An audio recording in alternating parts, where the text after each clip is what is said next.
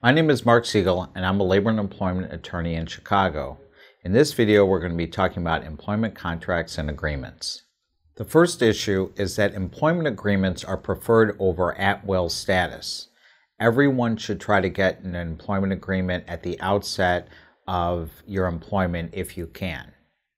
The reason an employment contract is so beneficial is because it protects you from being terminated at the whim of your employer. With an employment contract, you have designated reasons for being let go, so you have greater security throughout your employment. One of the key issues in employment contracts is how is termination for cause defined? Normally there's some sort of egregious conduct like theft or misappropriation of company information or property.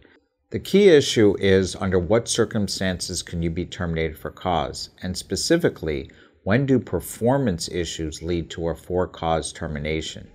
That's why it's important to have a notice and cure provision to ensure that you're not surprised by any action your employer takes that could lead to your termination for cause.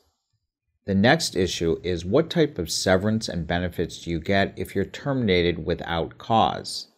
It's important not to just obtain a certain number of months or years of severance, but also additional benefits like your bonus and health care as well, so that you're protected if you leave the organization and are let go without cause.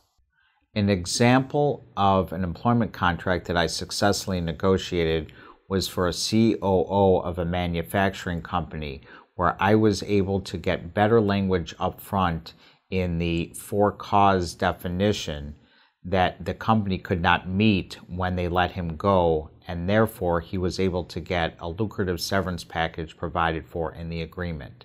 Had I not changed the language that they originally provided for, he might not have gotten the severance at all. If your new employer requires that you sign an employment agreement before beginning work, it's imperative that you have it reviewed by an employment attorney. Contact us for a free consultation.